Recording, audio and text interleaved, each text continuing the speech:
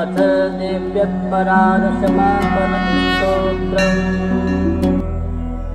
न मन्त्रं न यन्त्रं तदपि च न जाने स्तुतिमहो न चाह्वानं ज्ञानं तदपि च न जाने स्तुतिकथा न जाने मुद्रास्ते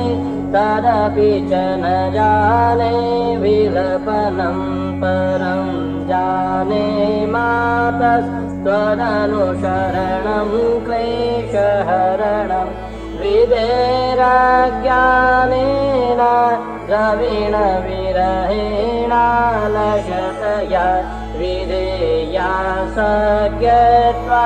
तव चरणयोर्याज्योतिरभूत् तदैतत्क्षन्तव्यं जननि सकलोद्धारिणि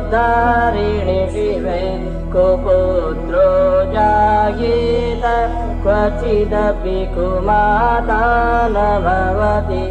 पृथिव्यां पुत्रास्ते जननि बहवः शान्ति सरला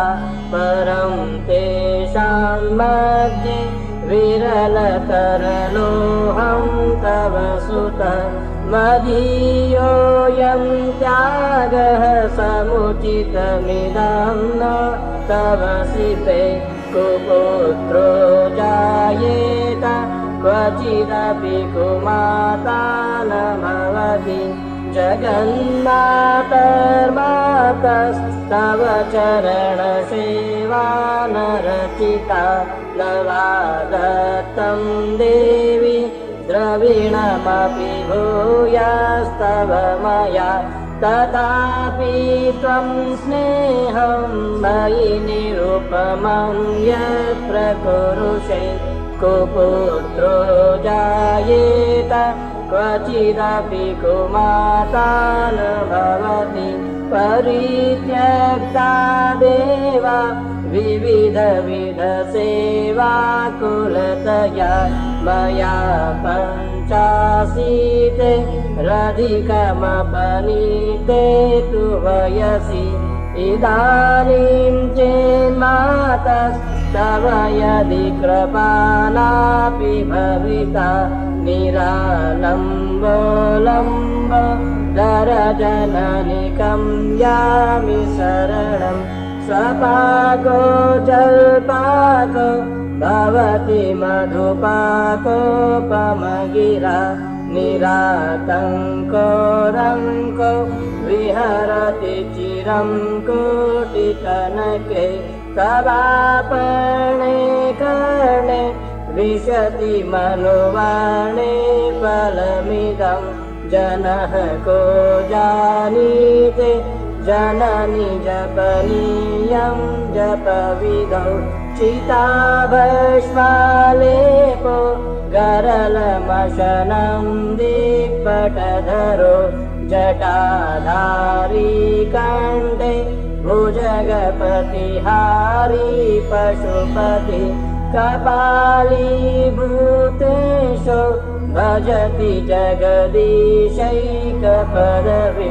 भवानी त्वत्पाणि ग्रहणपरिपाटी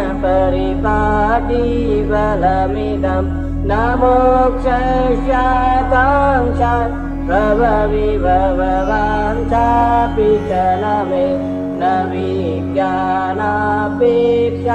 शशिमुखि सुखेच्छापि न पुनः अतस्त्वां संयाचे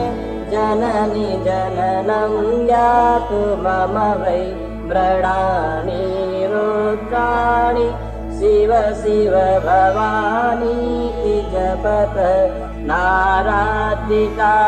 विधिना विविधोपचारै किं वृक्षचिन्तनपरेण कृतं वचोभि श्यामे त्वमेव यदि किञ्चन मय्यनाथे तस्यै कृपामुचितमम्ब परं तवैव आपशुमग्न स्मरणं त्वदीयं करोमि दुर्गे करुणार्णवेशि नैतच्छटत्वं मम भावयेथ क्षुधाप्रसादा जननीं स्मरन्तीं जगदम्ब विचित्रमद्रतिं परिपूर्णा करुणास्ति चेन्मयि अपराध परम्परा परं न हि माता समुपेक्षते सुतम् मत्समः पातकी नास्ति पापगणितस्समानहि एवं ज्ञात्वा महादेवी यथा योग्यं तथा कुरु। श्रीशङ्कराचार्य विरचितं देव्यापराधक्षमापन स्तोत्रं देव्यार्पणमस्तु।